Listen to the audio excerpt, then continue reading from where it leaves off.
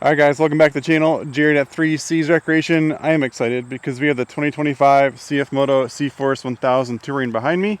Was not expecting this, and I'm also not expecting this beautiful weather. It is September, mid-September, and I'm out here in shorts still. So beautiful, very excited. And this caught me by surprise because it is Saturday and semi was sitting at the bottom of the driveway. I wasn't expecting these for like another month, but because we did such a high volume order, I think they called us an elite dealer or whatever, we got stuff early. So we've got 11 machines today. So pretty cool that I can bring you this video. And what's surprising is when I was at the dealer meeting 3 weeks ago, I didn't even talk about the 1000. I guess I walked right by it. All the attention was on the new Z-Force and U-Force. So very thankful that I got one this early that I can do an actual video on. So let's jump into it and we'll go from there. So this is the new 2025 CForce 1000 Touring, and it's very similar to last year's model with a couple small changes. I did print off the little cheat sheet this morning that us dealers get, and not a lot to talk about. I think the biggest difference from last year is going to be the new controls. Other than that, everything else seems very similar to me. In this video, I want to do a full walk around, and then I want to show you the maintenance stuff. I did a full maintenance video, well, at least a quick reference video already on the channel covering the 800s and 1000s, so I won't go into it too much, but let's at least explain some of it. A ton of value built in these. So these machines, they retail at $10,499 for 2025. You get power steering, which you really can't see it unless you're looking for the power steering box at the bottom of the steering shaft up there. They do come with the winch, and what's cool is it comes with a nice little stopper here. It's got a cool upgraded winch hook. And then it does have free spool mode. So on the side of the winch here, we can engage it or rotate it for free spool. Where that comes in handy is if you're trying to unwind it 30 feet to get to a tree, you can go free spool and then just zip right out to it. So nice and easy on the winch, and I'll show you the new controls. It's pretty cool. Very excited about where they moved the control to. I'm also extremely excited about this new grill feature. So important for customers that are mud riding is we can pull this right out. So if we just kind of pull these tabs up around the corners of it, and then same thing here, kind of pull it up and out. Look how easy you guys can clean this radiator. It's fully accessible. You can get a nice soft hose in here, blow all that mud water out. You can see all the way through. You can see the sunlight on the back side. So it's so critical to be able to do that. And the older generations did not allow you to do this.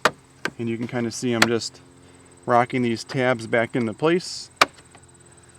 These machines do come with compression and rebound adjustability. Then you can adjust the preload because it does have the collars on here, so you can put more pressure on the spring or less. You also have the arched front A-arm, so it gives you maximum ground clearance in the middle here, and that's on both sides if I zoom out a little bit here. These ATVs have LED headlights, and then on the 1000s there's a front middle bar and a back middle bar, only on the 1000s, not on the 800s. So here is lights off, which we all know, and then let me turn just running lights on. So we're going to get the upper bar across the top, and then I'm going to go just low beam. I don't need to show you high beam as well. Oops, that's back to off. There we go. So now we have our low beam lights on, and then let's just check out the rear lights real quick. And this is what's different on the 1000 compared to the 800, is that the 1000 also has the center bar lit up. 800 does not have that. And these do have a reverse light. I went for the shifter on the wrong side there. So if we go into reverse, really hard to tell, but these are lit up, which gives you a ton of visibility at night when you're backing up to a trailer or anything else. In the back of the ATV, it is awesome. This is where your battery is now. So if we just kind of pull up on this, typically two hands would get this done a little bit quicker. And look how easy that is to get to your battery now. So thankful that they did that. And that's true for the 2024 models as well. So if you're looking at this new Gen 3 Touring, your battery placement is very easy to get to. And then the front compartment picks off in the middle. And this has your coolant reservoir and your fuse panel tucked up underneath. Kind of the same theory, actually. Might even be the same part number cover. And you have the fuse panel here and your coolant fill. And to check your coolant, it's underneath this fender. You can see right through this little slot here. On the actual white plastic of the coolant bottle, there's a min and a max level there, so it's easy to get to. On the 800s and 1000 Tourings, it's a 6.9 gallon fuel tank, and it's on the right rear fender, so it's easy to get to. This is where we check the oil on this ATV. So we're just going to pop this cover off. It's got one grommet and then 2 tabs in the front. This is your transmission fill, and this is your engine oil fill. So engine oil is in the front. The oil filter is probably my least favorite thing about this model, is it is behind this plastic. So to get this plastic off, we have 1 10 mil here, 2, 3, and then it just clips in the bottom. So you take those 3 out, and you can rotate this plastic out, and your oil filter is actually right behind here in that spot. Really can't see it that well. For the transmission and oil drains, there are drain plugs on the bottom. The skid plates are cut out.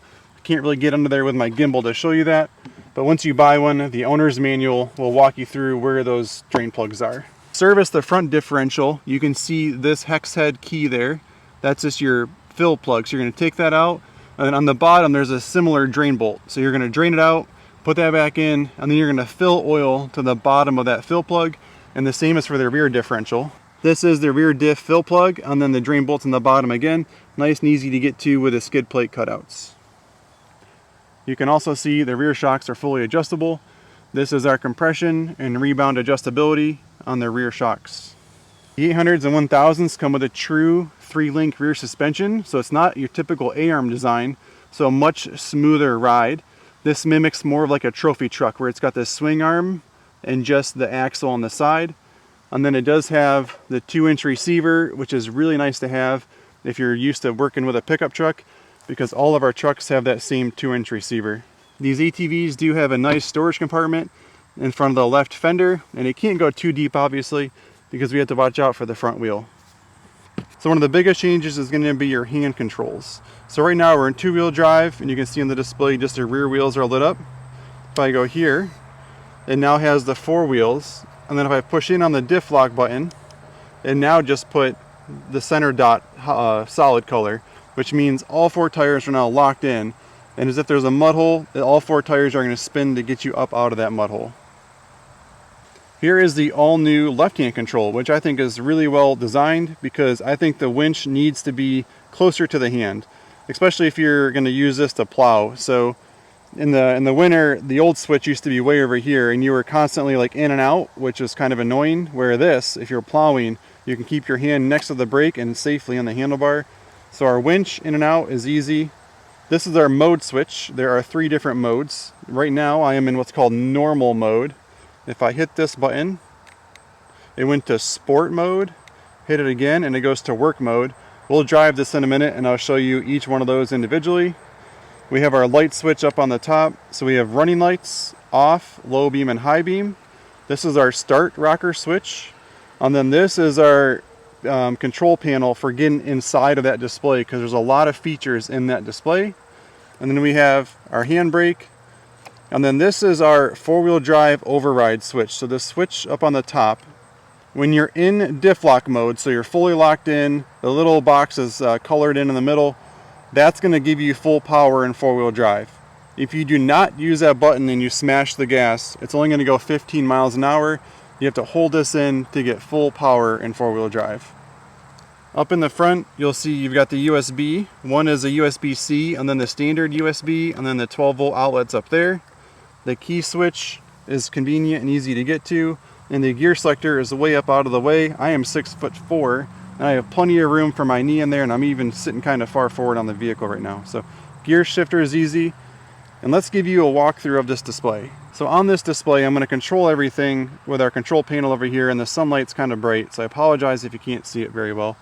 But right now we're in work mode. I can flick this back and forth. We can go normal and sport like we talked about a minute ago. This gives you your fuel gauge, your temp gauge. Right now it's in reverse because I was showing you the reverse lights. We'll go back to neutral. RPMs on this side. Odometer is 0 miles. And this is our speedometer in the middle. So we can change our home screen. So if I enter the screen here, it's going to go into it. And this is going to be really hard to read outside. I'm going to do a full video on the T-Box connectivity, because one difference between the 1000 and the 800 is I can connect my phone to the 1000s only. It is not available on the 800s.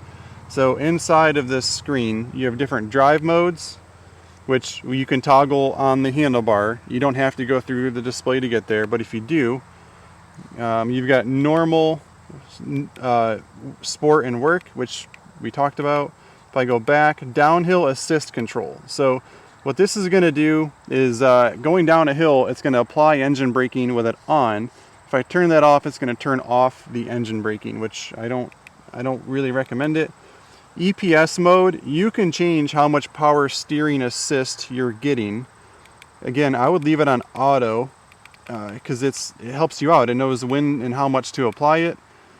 This one is for the phone, which I'm going to do a separate video on, and then the brightness of the display, and then subject style, which I think is the coolest part in here. We can change the home screen. So there's I think there's actually 4 different home screens. 1, 2, 3, 4, and then I like the bright one the best for doing videos, the white one there. So we're going to leave it set to that, and then the rest of it is just time settings and units and language, so nothing too exciting. So the display is super awesome on these. Again, I'm going to do a separate video on the T-Box. I'm going to download the app on my phone. We'll go through the whole display, so stay tuned for that. But let's give you guys a demo ride of this new 2025 Touring. And we're going to go in high range just because we're not going to be crawling around in the woods. And we're in work mode, which I think is the most favorable for trail riding. It is so easy to control this throttle. I'm barely giving it any throttle, and it just wants to walk away. It's not jerky, it's not pulling you hard, it's so nice.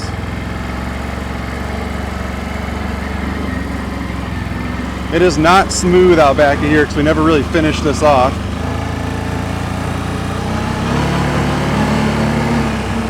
It is so comfortable to drive this thing. It's not jerky at all, so your passenger isn't going to get jerked around. And then let's go to normal mode.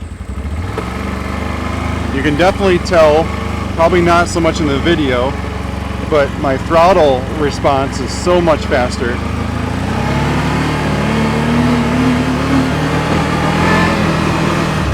Really wants to go. So a ton of power, 84 horsepower on this thing.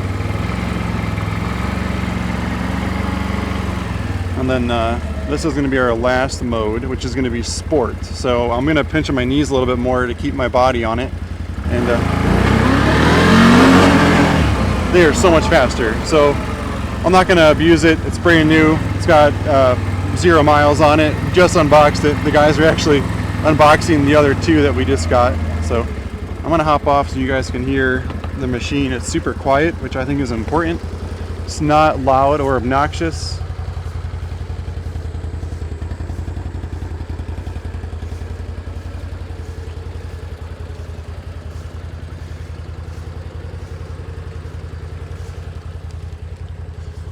Alright guys, so that's our first video on the 2025 CForce 1000 Touring. We're going to do some other videos, some demo stuff, some test drive stuff. So stay tuned on the channel. Love to hear from you. If you guys have any questions, leave them in the comments below. Enjoy the ride, and we'll see you on the trail.